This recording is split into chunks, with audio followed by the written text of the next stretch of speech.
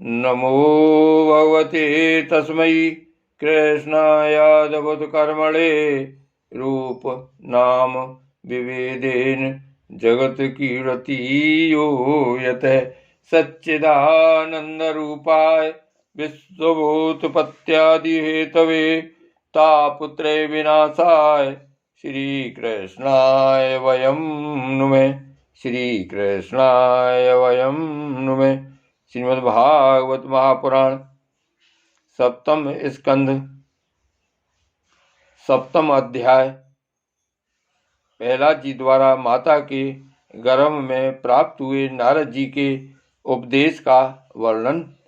नारद जी कहते हैं, युधिष्ठिर, जब दैत्य बालकों ने इस प्रकार प्रश्न किया तब भगवान के परम प्रेमी भक्त प्रहलाद जी को मेरी बात का स्मरण हो आया।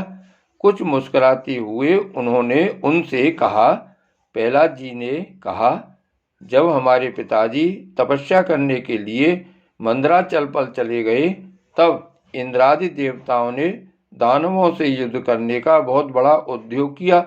वे इस प्रकार कहने लगे कि जैसे चींटियां सांप को चाट जाती हैं, वैसे ही लोगों को सताने वाले पापी हिरण्यकश्यप को उसका पाप ही खा गया। जब दैत्य सेनापतियों को देवताओं की भारी तैयारी का पता चला तब उनका साहस जाता रहा। वे उनका सामना नहीं कर सके। मार खाकर स्त्री, पुत्र, मित्र, गुरुजन, महल, पशु और साज सामान की कुछ भी चिंता न करके वे अपने प्राण बचाने के लिए बड़ी जल्दी में सबके सब इधर उधर भाग गए। अपनी जीत चाहने वाले देवताओं ने राजमहल में लूट खसोट मचा दी। यहाँ तक कि इंद्र ने राजरानी मेरी माता कयाधु को भी बंदी बना लिया। मेरी माँ वह से घबराकर कुररी पक्षी की भांति रो रही थी और इंद्र उसे बलात् लिए जा रहे थे। दैववश देवऋषि नारद उधर आ निकले और उन्होंने मार्ग में मेरी माँ को देख लिया। उन्होंने कहा, देवराज, यह निरपराध है, इसे ले जाना उचित नहीं। महाभाग, इस सती साध्वी पर नारी का तिरस्कार मत करो, इसे छोड़ दो, तुरंत छोड़ दो। इंद्र ने कहा, इसके पेट में देवद्रोही हिरण्यकश्यप का अत्यंत प्रभावशाली वीर है। प्रसव पर्यंत यह मेरे पास रहे।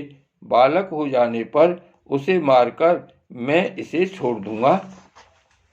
नारद जी ने कहा, इसके गर्भ में भगवान का साक्षात परम प्रेमी भक्त और सेवक अत्यंत बली और निष्पाप महात्मा है। तुम में उसको मारने की शक्ति नहीं है। देवऋषि नारद की यह बात सुनकर उसका सम्मान करते हुए इंद्र ने मेरी माता को छोड़ दिया और फिर इसके गर्भ में भगवत भक्त है इस भाव से उन्होंने मेरी माता की प्रदक्षिणा की तथा अपने लोक में चले गए। इसके बाद देवऋषि नारद जी मेरी माता को अपने आश्रम पर लवा गए और उसे समझा बुझाकर कहा कि बेटी, जब तक तुम्हारा पति तपस्या करके लौटे तब तक तुम यहीं रहो।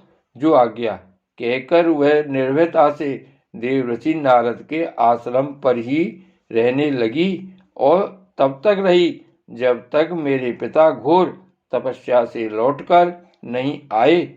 मेरी गर्भवती माता मुझ गर्भस्थ शिशु की मंगल कामना से और इच्छित समय पर अर्थात मेरे पिता के लौटने के बाद संतान उत्पन्न करने की कामना से बड़े प्रेम तथा भक्ति के साथ नारद जी की सेवा शुश्रूषा करती रही। देवऋषि नारद जी बड़े दयालु और सर्वसमर्थ हैं। उन्होंने मेरी माँ को भागवत धर्म का रहस्य और विशुद्ध ज्ञान दोनों का उपदेश किया। उपदेश करते समय उनकी दृष्टि मुझ पर भी थी। बहुत समय बीत जाने के कारण और स्त्री होने के कारण भी मेरी माता को तो अब उस ज्ञान की स्मृति नहीं रही, परंतु देव ऋषि की विशेष कृपा होने के कारण मुझे उसकी विस्मृति नहीं हुई। यदि तुम लोग मेरी इस बात पर श्रद्धा करो तो तुम्हें भी वह ज्ञान हो सकता है, क्योंकि श्रद्धा से स्त्री और बालकों की बुद्धि भी मेरे ही समान शुद्ध हो सकती है। जैसे ईश्वर मूर्ति काल की प्रेरणा से वृक्षों के फल लगते, ठहरते, बढ़ते, पकते, क्षीण होते और नष्ट हो जाते हैं, वैसे ही जन्म, अस्तित्व की अनुभूति, वृद्धि, परिणाम, क्षय और विनाश, ये 6 भाव विकार शरीर में ही देखे जाते हैं। आत्मा से इनका कोई संबंध नहीं है। आत्मा नित्य, अविनाशी, शुद्ध, एक क्षेत्रज्ञ, आश्रय, निर्विकार, स्वयं प्रकाश, सबका कारण, व्यापक, असंग तथा आवरण रहित है। ये 12 आत्मा के उत्कृष्ट लक्षण हैं। इनके द्वारा आत्म तत्व को जानने वाले पुरुष को चाहिए कि शरीर आदि में अज्ञान के कारण जो मैं और मेरे का झूठा भाव हो रहा है उसे छोड़ दे। जिस प्रकार सुवर्ण की खानों में पत्थर में मिले हुए सुवर्ण को उसके निकालने की विधि जानने वाला स्वर्णकार उन विधियों से उसे प्राप्त कर लेता है, वैसे ही आध्यात्म तत्व को जानने वाला पुरुष आत्म प्राप्ति के उपायों द्वारा अपने शरीर रूप क्षेत्र में ही ब्रह्म पद का साक्षात्कार कर लेता है। आचार्यों ने मूल प्रकृति, मैं तत्व, अहंकार और पंच तन्मात्राएं, इन 8 तत्वों को प्रकृति बतलाया है। उनके 3 गुण हैं, सत्व, रज और तम, तथा उनके विकार हैं 16, 10 इंद्रियां, 1 मन और 5 महाभूत। इन सब में एक पुरुष तत्व अनुगत है। इन सब का समुदाय ही देह है। यह 2 प्रकार का है, स्थावर और जंगम। इसी में अंतःकरण, इंद्रिय आदि अनात्म तत्वों वस्तुओं का यह आत्मा नहीं है। इस प्रकार बात करते हुए आत्मा को ढूंढना चाहिए। आत्मा सब में अनुगत है, परंतु है वह सबसे पृथक। इस प्रकार शुद्ध बुद्धि से धीरे धीरे संसार की उत्पत्ति, स्थिति और उसके प्रलय पर विचार करना चाहिए। उतावली नहीं करनी चाहिए। जागृत, स्वप्न और सुषुप्ति, ये तीनों बुद्धि की वृत्तियां हैं। इन वृत्तियों का जिसके द्वारा अनुभव होता है वही सबसे अतीत, सबका साक्षी परमात्मा है। इसे जैसे गंध से उसके आश्रय वायु का ज्ञान होता है, वैसे ही बुद्धि की इन कर्मजन्य एवं बदलने वाली तीनों अवस्थाओं के द्वारा इनमें साक्षी रूप से अनुगत आत्मा को जाने। गुणों और कर्मों के कारण होने वाला जन्म मृत्यु का यह चक्र आत्मा को शरीर और प्रकृति से पृथक न करने के कारण ही है। यह अज्ञान मूलक एवं मिथ्या है। फिर भी स्वप्न के समान जीव को इसकी प्रतीति हो रही है। इसलिए तुम लोगों को सबसे पहले इन गुणों के अनुसार होने वाले कर्मों का बीज ही नष्ट कर देना चाहिए। इससे बुद्धि वृत्तियों का प्रवाह निवृत्त हो जाता है। इसी को दूसरे शब्दों में योग या परमात्मा से मिलन कहते हैं। यूं तो इन त्रिगुणात्मक कर्मों की जड़ उखाड़ फेंकने के लिए अथवा बुद्धि वृत्तियों का प्रभाव बंद कर देने के लिए सहस्त्रों साधन हैं, परंतु जिस उपाय से और जैसे सर्वशक्तिमान भगवान में स्वाभाविक निष्काम प्रेम हो जाए वही उपाय सर्वश्रेष्ठ है। यह बात स्वयं भगवान ने कही है। गुरु की प्रेम पूर्वक सेवा, अपने को जो कुछ मिले वह सब प्रेम से भगवान को समर्पित कर देना, भगवत प्रेमी महात्माओं का संग, भगवान की आराधना, उनकी कथा वार्ता में श्रद्धा, उनके गुण और लीलाओं का कीर्तन, उनके चरण कमलों का ध्यान और उनके मंदिर मूर्ति आदि का दर्शन पूजन आदि साधनों से भगवान में स्वाभाविक प्रेम हो जाता है।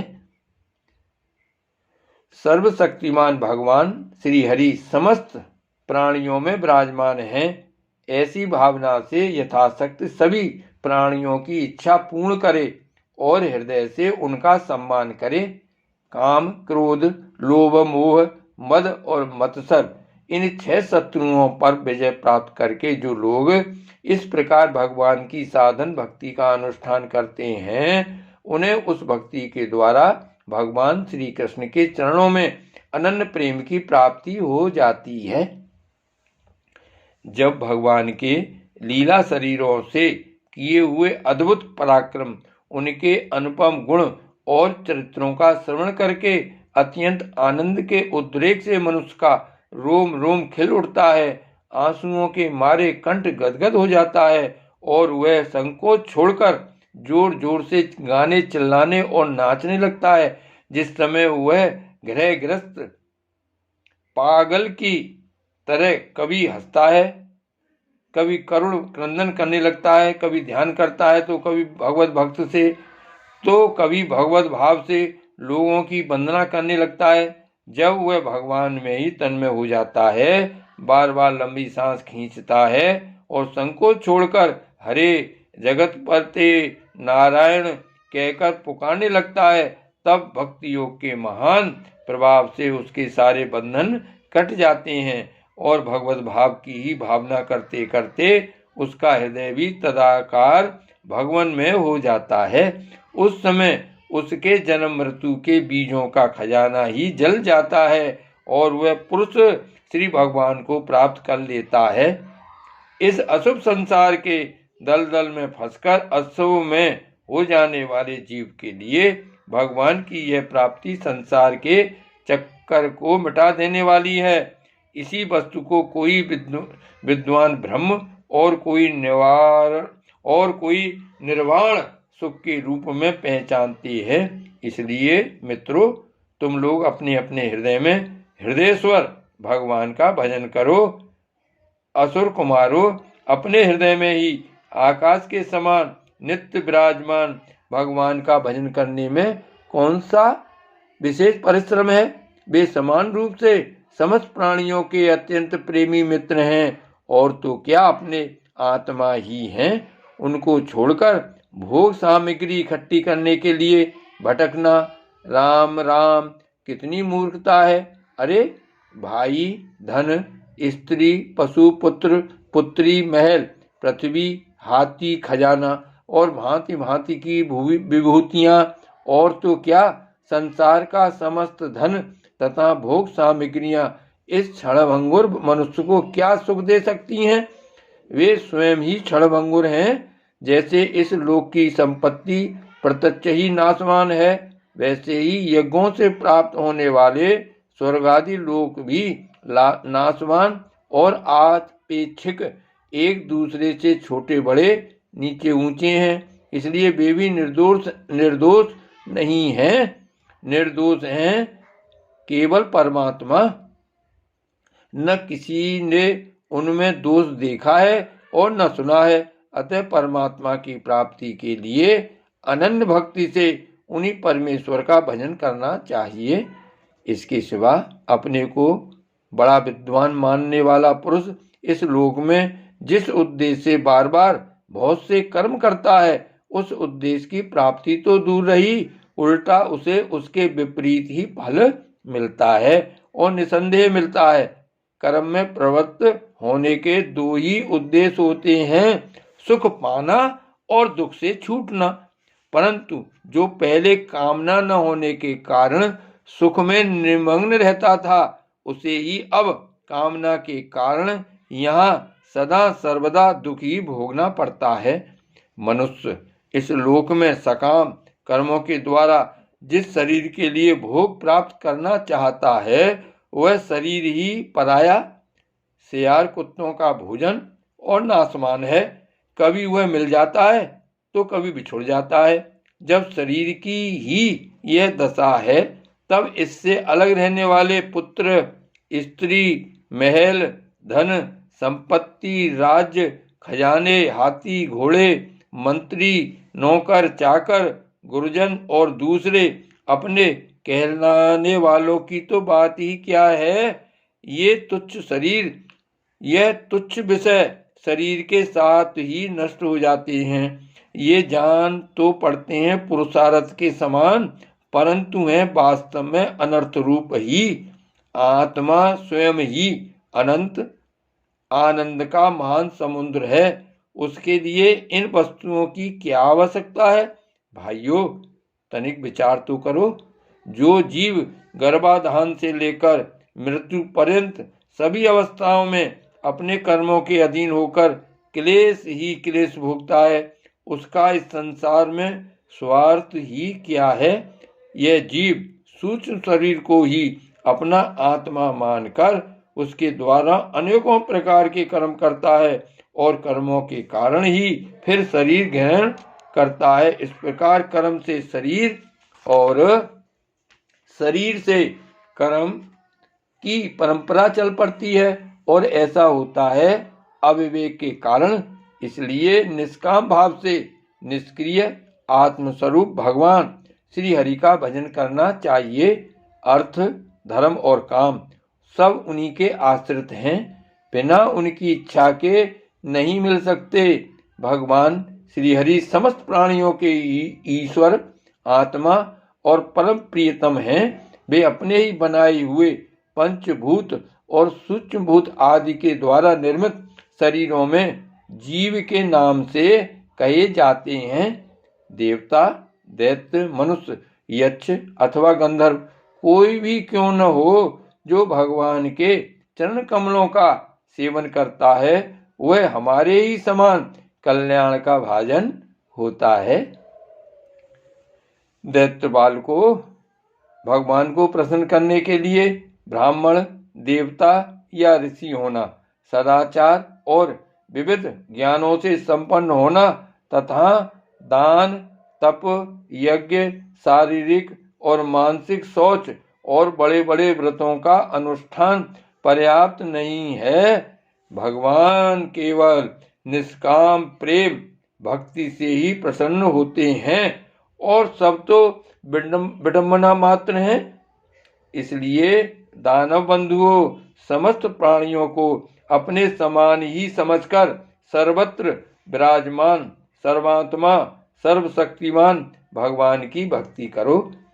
भगवान की भक्ति के प्रभाव से दैत्य, यक्ष, राक्षस, स्त्रियां, शूद्र, गौपालक, अहीर, पक्षी, मृग और बहुत से पापी जीव भी भगवत भाव को प्राप्त हो गए हैं। इस संसार में या मनुष्य शरीर में जीव का सबसे बड़ा स्वार्थ अर्थात एकमात्र परमार्थ इतना ही है कि वह भगवान श्री कृष्ण की अनन्य भक्ति प्राप्त करे। उस भक्ति का स्वरूप है सर्वदा सर्वत्र सब वस्तुओं में भगवान का दर्शन। श्री भागवत भगवान की जय। श्री वल्लभाधीश की जय। श्री गोवर्धन नाथ की जय।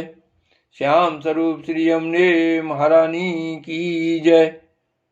परम दयाल श्री गोसाई जी की जय। श्री गोकुलनाथ की जय। जय जय श्री गोकुलेश। जय जय श्री गोकुलेश।